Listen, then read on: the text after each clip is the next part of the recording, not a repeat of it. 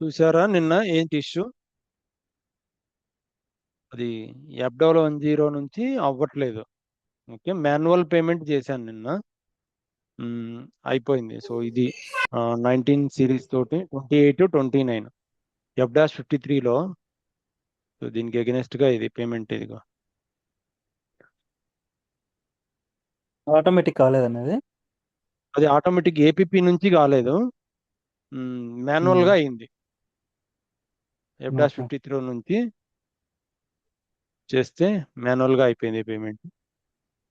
ఈ రెండింటికి ఒకే okay. Document పడింది. బ్యాక్ ఈ డాక్యుమెంట్ ఇదిగో. ఓకే, పేమెంట్ డాక్యుమెంట్ ఒకటే పడింది. రిలాక్స్, సింగిల్ పేమెంట్ చేశాను.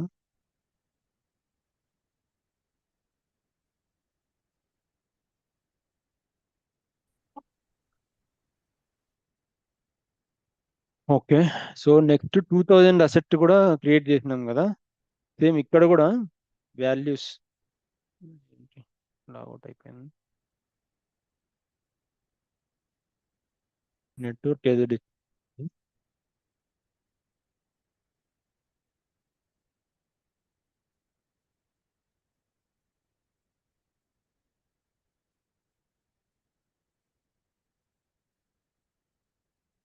హలో అన్నా చెప్పు. నెట్వర్క్ ఏదో డిస్కనెక్ట్ అయింది. ఓకే.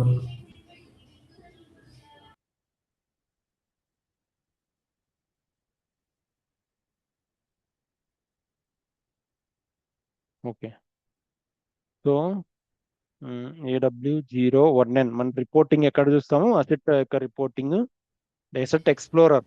ఓకే, AW01N లేదా అసెట్ మాస్టర్ డేటా నుంచి కూడా వెళ్ళచ్చు. 2 టైప్స్, SPIN. సో ఇది మనకు ఓకే, ఇది అసెట్ వాల్యూ. ఓకే, ఇక్కడ డిప్రిసియేషన్, ఆర్డినరీ డిప్రిసియేషన్ ఇలా వచ్చింది. ఎలా వచ్చింది ఇది? దేన్ని బేస్ చేసుకొని వచ్చింది?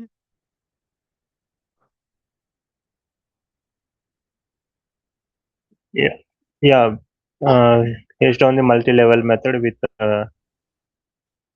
asset classes selectron. Depreciation key. Yes, okay, ఈ depreciation yes, key yes, correct. వచ్చేసి 10%. మన పర్సంటేజ్ మెథడ్ 10%. ఓకే, దీని వాల్యూ 5 years. సో 10% అంటే 2 lakhs లో 10% 20,000. 20,000 ఎస్, 20,000 డివైడెడ్ బై 12.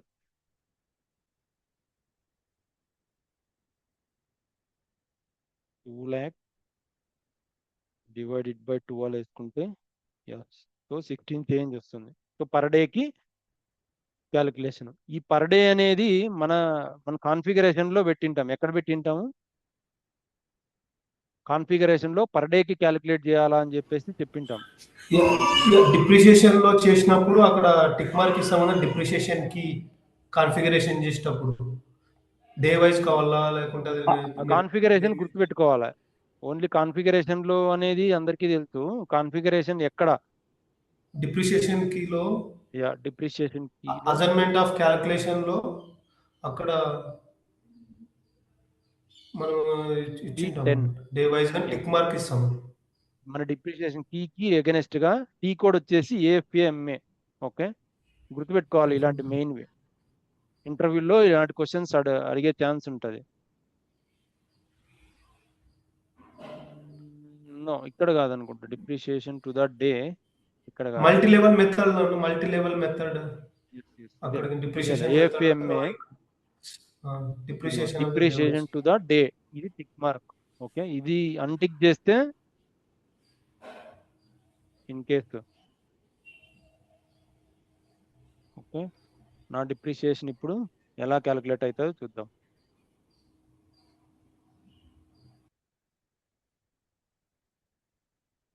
పర్ ఇయర్కి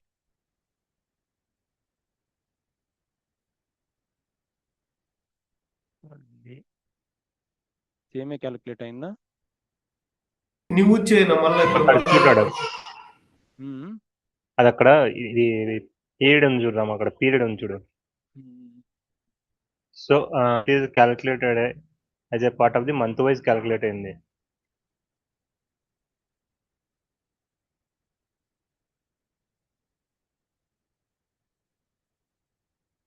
ఇది మనం ఐ థింక్ మనకి డే వైజ్ ఉండదు అనుకుంటా కదరా ఇది ఎందుకు ఉండదు? డిప్రిసియేషన్. ఉంటుంది డే వైజ్ లోనే క్యాలిక్యులేట్ చేయాల్సింది. అంటే అదే రిపోర్టింగ్ లో correct. చూపించదు అంటున్నా. రిపోర్టింగ్ లో చూపించదు అనుకుంటా, రిపోర్టింగ్ లో మంత్ వైజ్ చూపిస్తుందని ఆ I రిపోర్ట్ thought లో actually. మంత్ వైజే, కానీ ఇన్ కేస్ ఒక మంత్ లో 15 డేసే అయిపోయింది కానీ డిప్రిసియేషన్ క్యాలిక్యులేట్ చేయాలా. అలాంటప్పుడు సిస్టమ్ ఎలా క్యాలిక్యులేట్ చేస్తుంది? 15 డేస్ కి ఒకే డిప్రిసియేషన్, 1 మంత్ కి ఒకే డిప్రిసియేషన్ క్యాలిక్యులేట్ చేస్తాం మంత్ వైజ్ చేస్తే. అది కరెక్ట్ కాదు కదా. 15 No, డేసే no. యూజ్ చేసిన ఒక నేను సెట్ చెప్పేది మంత్ ఏంటంటే yeah part of the day wise చూపిస్తుంది, అటు రిపోర్టింగ్ లో మాత్రం మంత్ వైజ్ చూపిస్తుంది అంటున్నారా. ఇక్కడ చూపించేది మంత్ వైజే. ఓకే,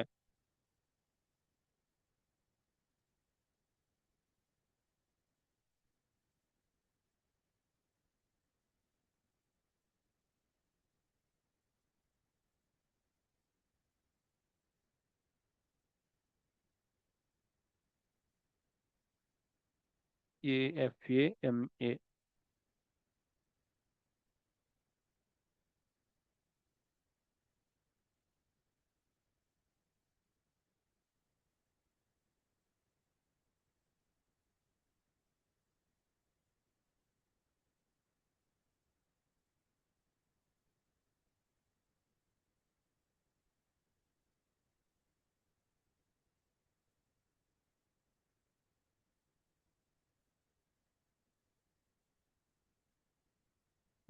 అయినా కూడా మంత్ వైజే క్యాలిక్యులేట్ అవుతుంది. ఓకే, డే 31st కి ఎన్ని రోజు మంత్ వైజే చూపిస్తుంది.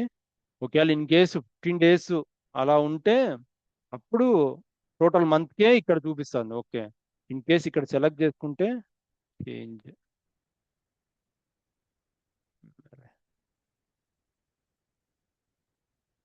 M12.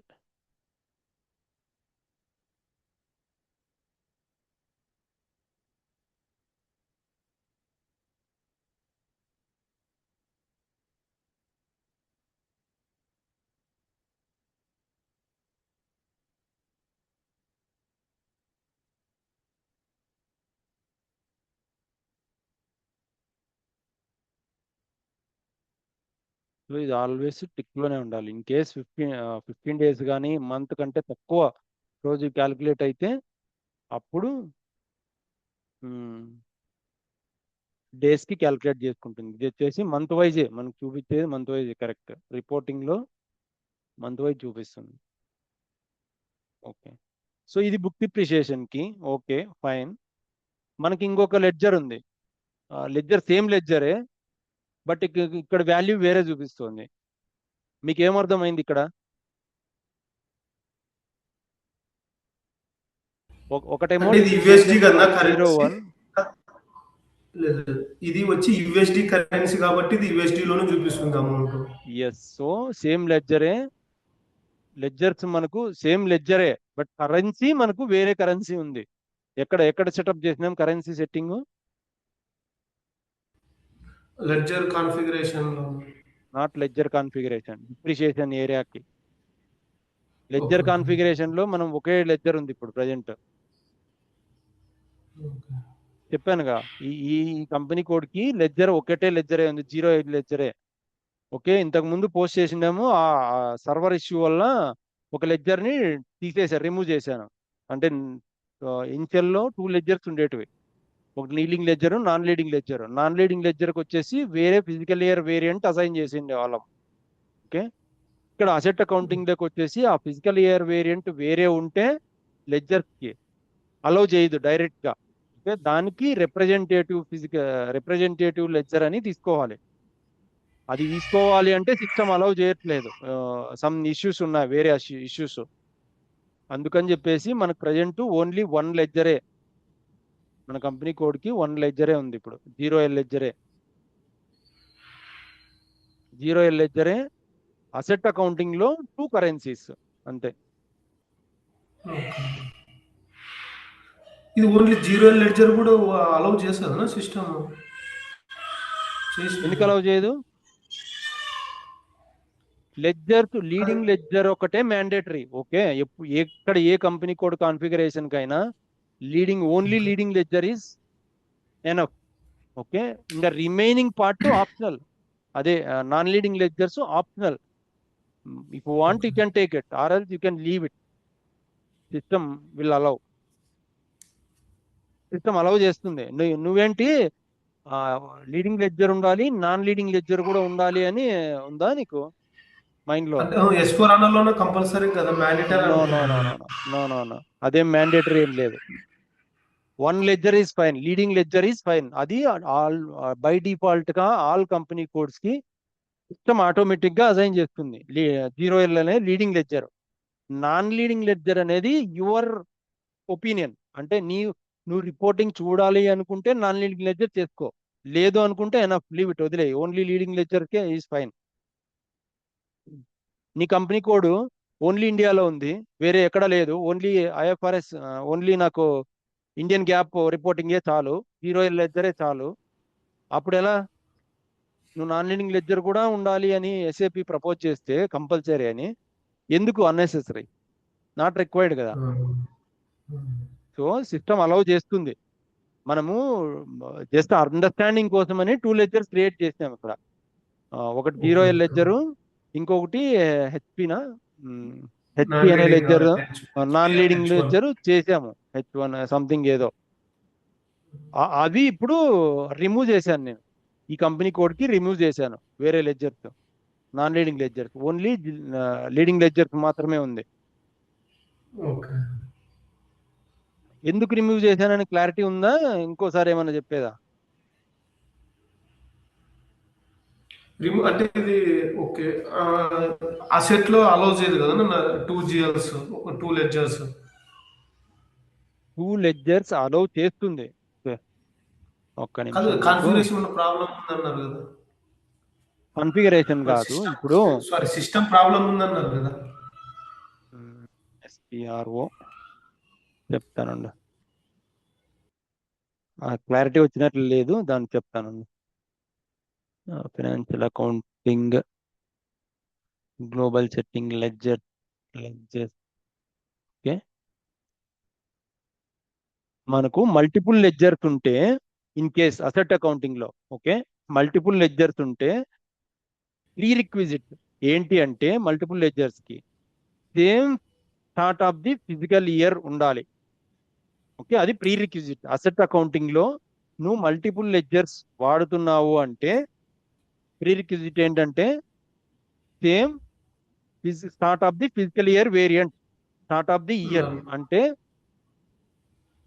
అర్థమవుతుందా? Start of the fiscal year date. అన్ని ఆల్ లెడ్జర్స్ కి జాన్ టు డిసెంబర్ అనుకో, నీ leading ledger Jan to December అనుకో, ఆల్ లెడ్జర్స్ కి జాన్ టు డిసెంబరే ఉండాలి. అది ప్రీ రిక్విజిట్. ఈ కొంచెం క్లారిటీ రానట్లుంది, చెప్తాను. ఇది మెయిన్ ఇంపార్టెంట్ ఇక్కడ. ఈ అర్థం చేసుకుంటే ఇంటర్వ్యూలో క్లియర్, ఆల్మోస్ట్ ఇదే మెయిన్ ఇంటర్వ్యూలో స్టక్ అయ్యేది. ఓకే, మన HPIN కి 0L, ఓకే, HP అనే ఇది లీడింగ్ లెడ్జర్, ఇది నాన్ లీడింగ్ లెడ్జర్.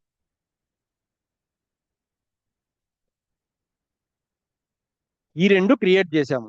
ఓకే, దీని ఫిజికల్ ఇయర్ వేరియంట్ K4 అంటే జాన్ టు డిసెంబర్. ఓకే, దీనికి ఇంతకు ముందు అసైన్ చేసింది V3 అంటే ఏప్రిల్ టు మార్చ్. ఓకే, ఇది ఎప్పుడు మనం స్టార్ట్ అసెట్ అకౌంటింగ్ స్టార్ట్ చేయకనే ఫస్ట్ ఇనిషియల్ గా ఇలా క్రియేట్ చేసినాం. ఎందుకంటే నేను రిపోర్టింగ్ నాది ఇండియన్ కంపెనీ కోడ్ కాబట్టి నేను రిపోర్టింగ్ ఇండియా పీరియడ్స్ ప్రకారం ఇండియన్ ఫిజికల్ ఇయర్ ప్రకారం చూడాలని చెప్పేసి ఈ V3 అనేది అరేంజ్ చేసి ఏప్రిల్ టు మార్చ్ అనే ఫిజికల్ ఇయర్ వేరియంట్ ఒకటి పోస్టింగ్ పీరియడ్స్ అసైన్ చేసుకున్నా ఇనిషియల్ గా. ఇది వచ్చేసి జాన్ టు డిసెంబర్. ఓకే, మన అసెట్ అకౌంటింగ్ లోకి వచ్చేటప్పటికి ఇక్కడ ప్రీ రిక్విజిట్ ఒకటి ఉంది. S/4HANAలో ప్రీ రిక్విజిట్ అంటే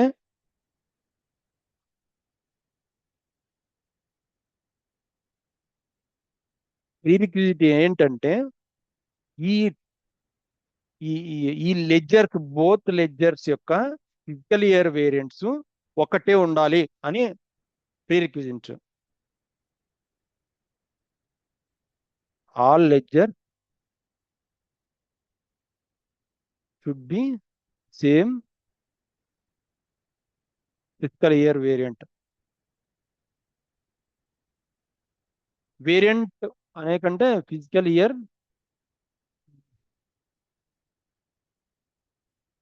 should be same start of fiscal year. అంటే స్టార్ట్ డేట్ సేమ్ ఉండాలి రెండు. ఇక్కడ స్టార్ట్ డేట్ సేమ్ ఉన్నాయా ఫిజికల్ ఇయర్ వేరియంట్ కి?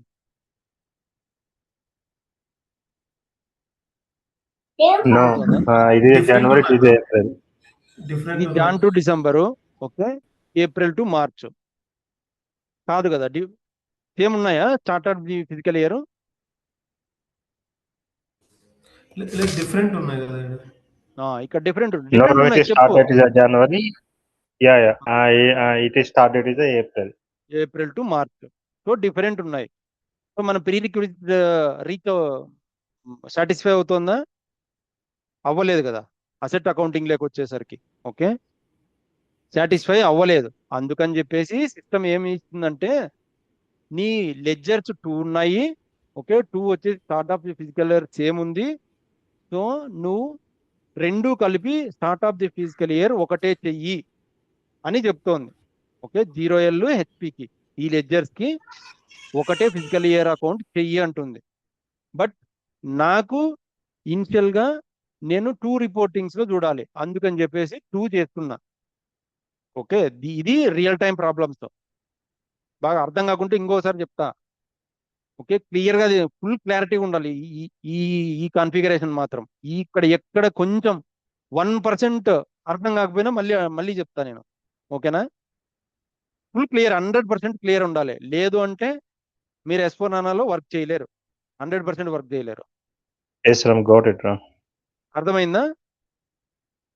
ఇక్కడ 2 లెడ్జర్స్ ఉన్నాయి.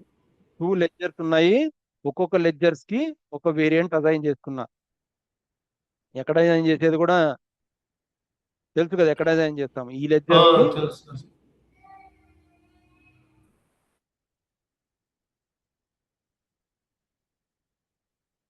సో ఈ లెడ్జర్ కి ఏముంది ఫిజికల్ ఇయర్ వేరియంట్, ఇంకో లెడ్జర్ కి ఏముంది HPIN లో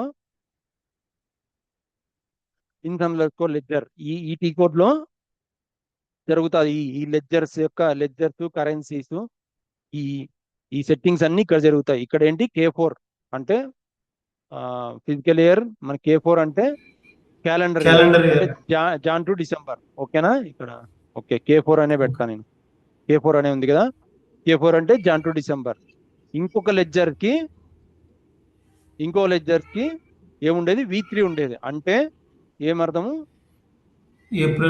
ఏప్రిల్ టు మార్చ్ ఉండేది.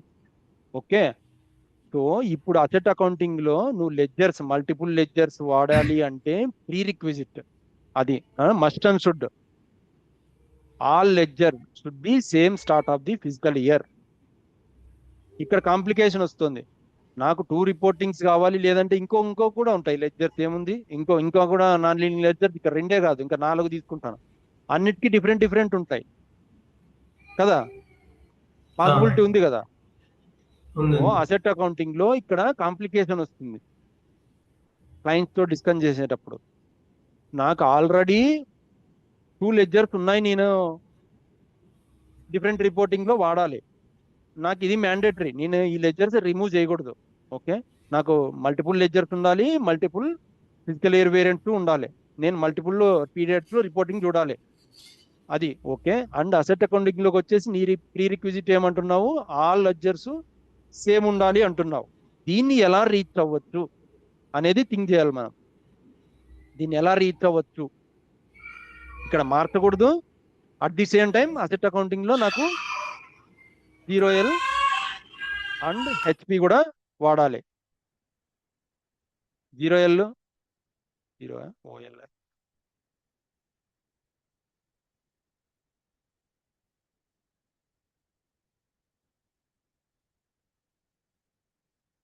థింక్ చేయండి. ఇక్కడ నేను ఆల్రెడీ సొల్యూషన్ చెప్పినాను మీకు, కానీ అర్థమైంది లేదు. ఈ సొల్యూషన్, దీనికి ఒక సొల్యూషన్ ఫైండ్ అవుట్ చేయాలా. స్టాండర్డ్లోనే ఉంది సొల్యూషన్. ఓకే, జస్ట్ చిన్న లాజిక్ ఫాలో అవ్వాలి అంతే. ఒక 2 minutes థింక్ చేయండి ఎలా రీచ్ అవ్వచ్చు. నేను ఆల్రెడీ చెప్పినాను, నేను 0L HP 2 ledgers asset accounting లో ఉండాలి. బట్ ఈ ప్రీ రిక్విజిట్ ని ఓవర్కమ్ చేయాలి. అంటే ఈ ప్రీ రిక్విజిట్ రీచ్ అవ్వాలి, సాటిస్ఫై అవ్వాలి కండిషన్. ఒక ఆప్షన్ ఉంది స్టాండర్డ్ లో.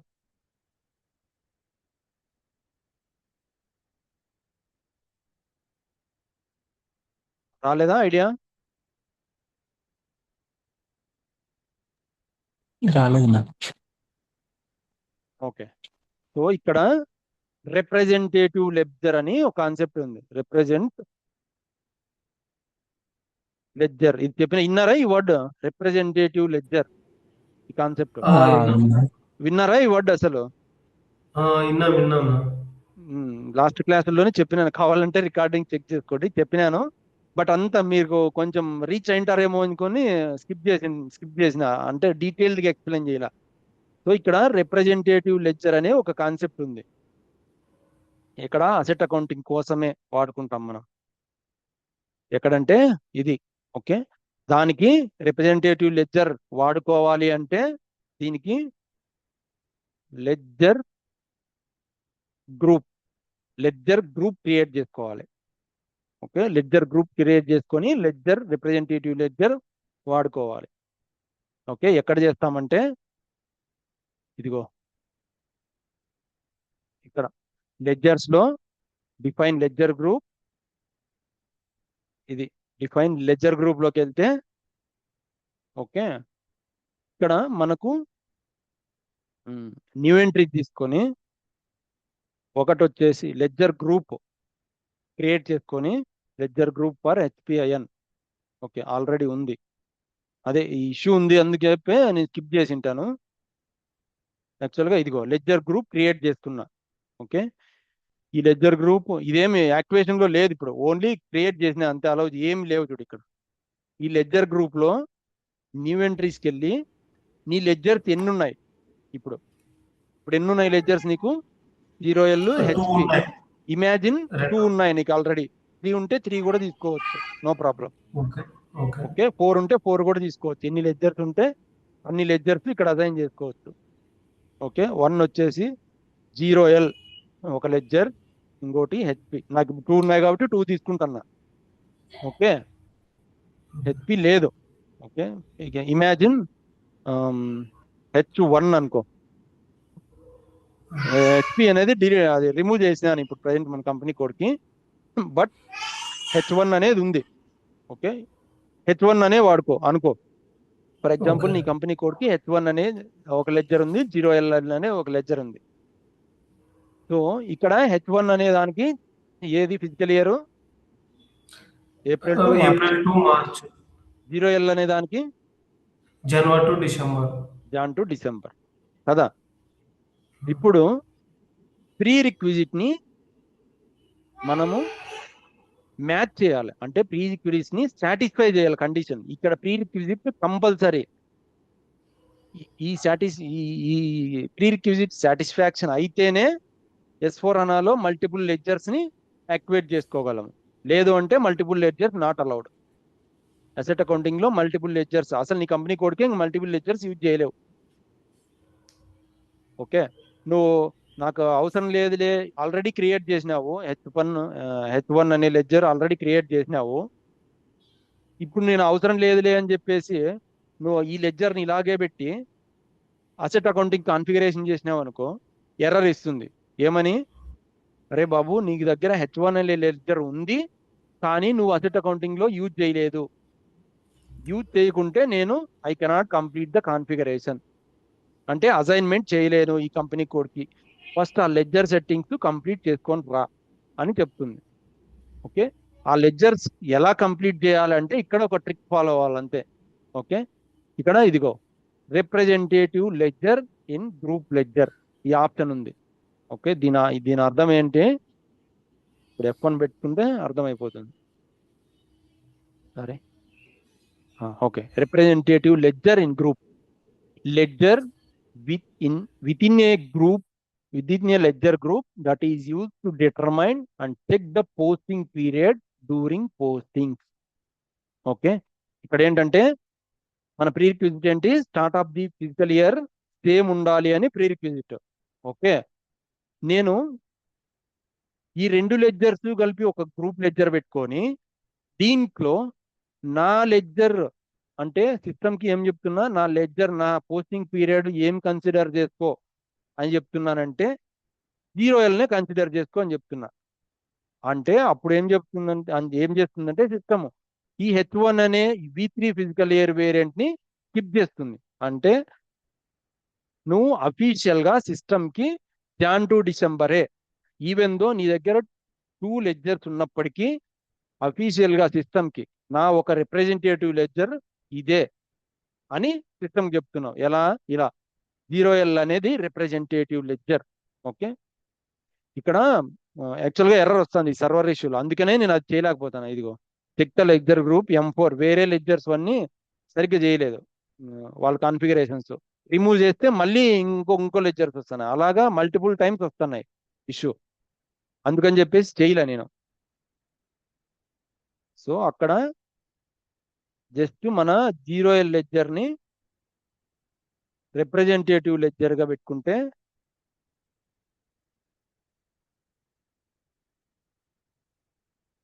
ఈ గ్రూప్ లో 2 లెడ్జర్స్ పెట్టుకొని 0L అండ్ H1. ఓకే, ఇక్కడ దీన్ని లెడ్జర్ రిప్రజెంటేటివ్ లెడ్జర్, దీని అర్థం అది నీ పోస్టింగ్ పీరియడ్స్ 0Lకి ఏది ఉందో అదే ఇక్కడ ట్రీట్ చేసుకుంటుంది. ఎక్కడ?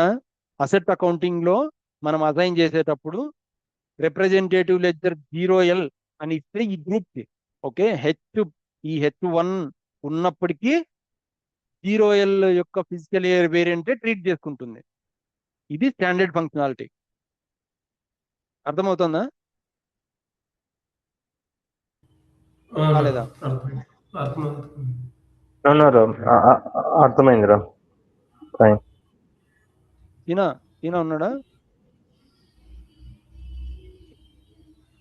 ఇక్కడ ఏం అర్థం కాకపోయినా ఇంకా నో డౌట్ S4 హనాలో వర్క్ చేయలేం, అందుకే అడుగుతున్నాను. 100% క్లియర్ గా అంటే ఇక్కడ సిస్టమ్ చెప్తున్నది ఏంటంటే సో 0L లెడ్జర్ ని అదే యూజ్ చేస్తూ పోస్టింగ్స్ అంటే I could not able to tell you properly, but I got it.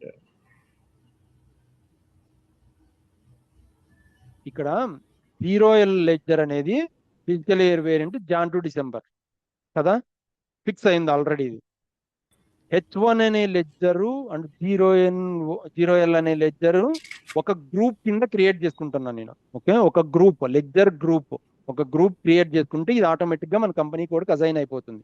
దీనికి అకౌంటింగ్ ప్రిన్సిపల్ అసైన్ చేస్తాము, అకౌంటింగ్ ప్రిన్సిపల్ మన కంపెనీ కోడ్కి అసైన్ అయి ఉంటుంది. ఓకే, ఆటోమేటిక్ గా తీసుకుంటుంది అది. ఈ గ్రూప్ కింద ఇది వన్ సెట్ ఆఫ్ గ్రూప్.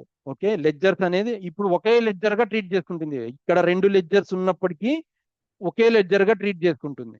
అదే 0L లెడ్జర్ అనేదిగా ట్రీట్ చేసుకుంటుంది. సిస్టమ్కి ఏమర్థమవుతుంది? సో 2 లేవు, నువ్వు రిప్రజెంటేటివ్ లెడ్జరు ఏం పెట్టినావు, 0L అని పెట్టినావు. సో ఒకే లెడ్జర్ గా ట్రీట్ చేసుకుంటుంది అంతే. ఇంకా దానికి ఎన్ని లెడ్జర్స్ ఉన్నా సంబంధం లే. ఏది రిప్రజెంటేటివ్ లెడ్జరో అదే ఈ సిస్టమ్ కి లెడ్జర్, మెయిన్ లెడ్జర్ అన్నట్లు ట్రీట్ చేసుకుంటుంది. ఓకే అర్థమైందా? అదే మెయిన్ లెడ్జర్ గా అర్థమైంది. నా ఇప్పుడు for example H1 tick mark పెడదాం అనుకో, సో రిప్రజెంట్ అంటే ఏప్రిల్ టు మార్చ్ తీసుకుంటుంది 0L కూడా కదా, ఇక్కడ కింద డౌన్ పెడితే. ఇప్పుడు H1 కి టిక్ మార్క్ ఇచ్చి మనకి అది రిమూవ్ చేసి 0L ఉన్నప్పుడు ఇది ఇంకొక ప్రీరిక్విజిట్ అంటే 0L ఉన్నప్పుడు always 0L will be the representative ledger. Okay, okay 0L ఉన్నప్పుడు. అదే ఇన్ కేసు ఇక్కడ 0L లేవు, H1 H2 అనుకో, ఇన్ కేస్ ఇక్కడ 0L లేదు, డిలీట్ చేస్తాం. అది రిమూవ్ చేయండి. సో H1 H2 ఇక్కడ 2 లెడ్జర్. మరి already mark for deletion.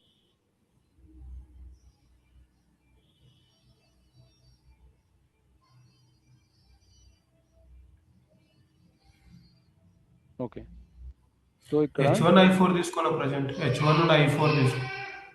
I4 ఉందా? I4 అంటే దీనికి లేదు, సేవ్ అవ్వలేదేమో. ఓకే,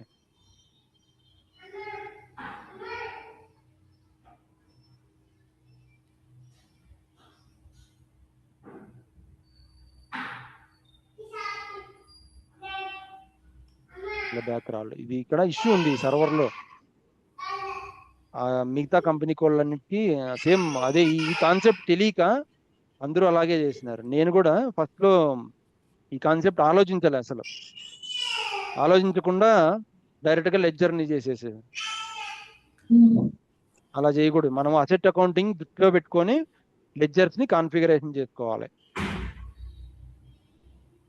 ఓకే, ఇక్కడ ఫర్ ఎగ్జాంపుల్ నువ్వు 0-1 లేదు, నువ్వు ఇంకొక 2 లెడ్జర్స్ ఏమి ఉన్నాయి, H1 I4 అని 2 లెడ్జర్స్ ఉన్నాయి. ఓకే, ఇలాంటి టైంలో ఏది కావాలనుకుంటే అది రిప్రజెంటేటివ్ లెడ్జర్ పెట్టుకోవచ్చు, సిస్టమ్ అలౌ చేస్తుంది. ఇన్ కేస్ 0L ఉందనుకో, 0L should be the representative ledger, అంతే, వేరే ఆప్షన్ లేదు. ఇప్పుడు నేను ఇన్ కేస్ దీనికి పెట్టినాను అనుకో, leading ledger must be representative ledger in ledger group, error ఇస్తుంది. ఓకే, ఇక్కడ ప్రీ రిక్విజిట్ అదే. మళ్ళీ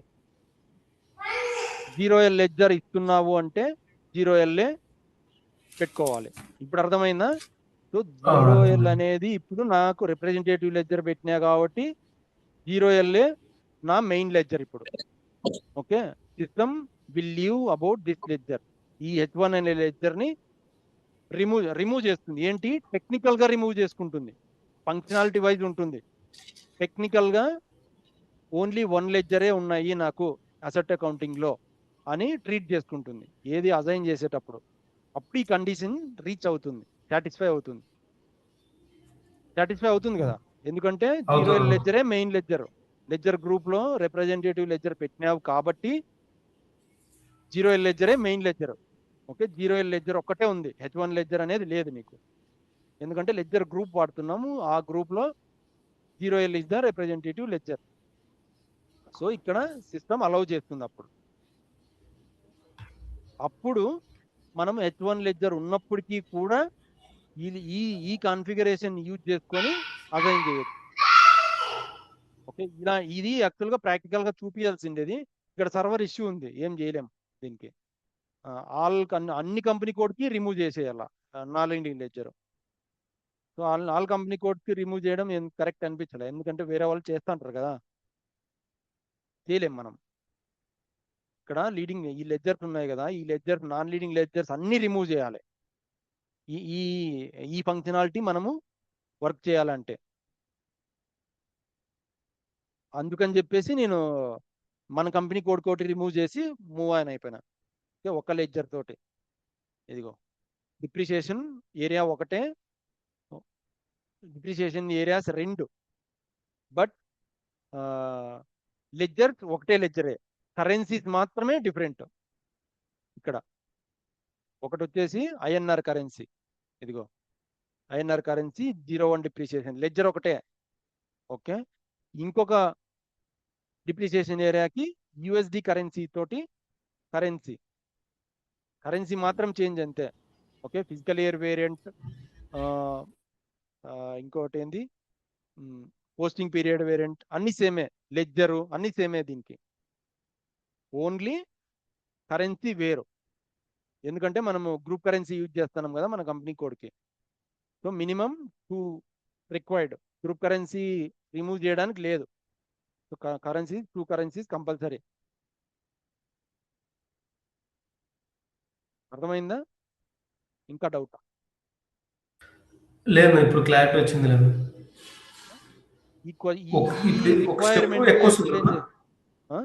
లెడ్జర్ గ్రూప్ స్టెప్ అసెట్ అప్పుడు రిప్రజెంటేటివ్ లెడ్జర్ కాన్ఫిగరేషన్ చేయాలి రియల్ టైమ్ లో కూడా కదా.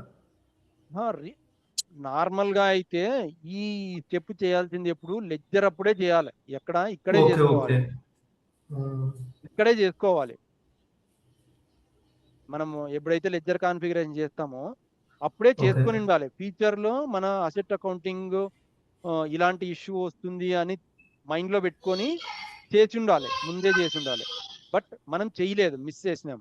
ఓకే, అది అప్పుడు చేయకి మంచి పని చేసినాం, ఇప్పుడు బాగా క్లారిటీ వచ్చింది కదా. అదే దీనికోసమనే మేబీ అది కూడా వన్ ఆఫ్ ది పాయింట్ అయింటది స్కిప్ చేసిన. ఎందుకు స్కిప్ చేసినానో నాకు రియలైజ్ కాలే. మేబీ ఇక్కడికి వచ్చిన తర్వాత క్లారిటీ వచ్చింది. బట్ అయితే మెయిన్ రీజన్ అదే ఉంటది. అందుకనే చెప్పి అదే పనిగా స్కిప్ చేసినానే ఏమో మరి, మైండ్ లో అదే పెట్టుకొని ఇట్లా క్లారిటీ కాన్ఫిగరేషన్ చేసింటే ఇప్పుడు తెలిసేది కాదు కదా మనకి. డైరెక్ట్ గా కాన్ఫిగరేషన్ చేసింటే అయిపోయిండేది. ఏం ఇక్కడ ఎర్రర్స్ రావు, ఇష్యూస్ రావు, దీని మీద క్లారిటీ కూడా వచ్చేది కాదు.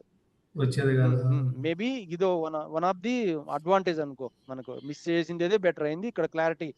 సో ఇది ప్రీ రిక్విజిట్ ఇలాగుంటుంది, ఇలానే చేయాలి అసెట్ అకౌంటింగ్ లో. క్లయింట్స్ కి ఇలా మనం ఇంప్లిమెంటేషన్ లో వర్క్ సపోర్ట్ చేస్తే, సపోర్ట్ ప్రాజెక్ట్ లో అయితే okay, no problem, already live అయిపోయి ఉంటుంది, working fine, no problem. But in case మనం ఇంప్లిమెంటేషన్ ప్రాజెక్ట్ లోకి వెళ్తే ఫస్ట్ టైం చేస్తున్నారు అనుకో అన్ని, అలాంటప్పుడు మనం క్లయింట్ కి ఇవి సజెస్ట్ చేయాలి ఈ పాయింట్స్. సో ఇది one of the point prerequisite ఇక్కడ అసెట్ అకౌంటింగ్ లో ఇలా ఉంది. సో నువ్వు డైరెక్ట్ గా నీ ledgers different ledgers multiple ledgers ఉన్నప్పుడు, multiple fiscal year start of the fiscal year different ఉన్నప్పుడు నువ్వు గ్రూప్ లెడ్జర్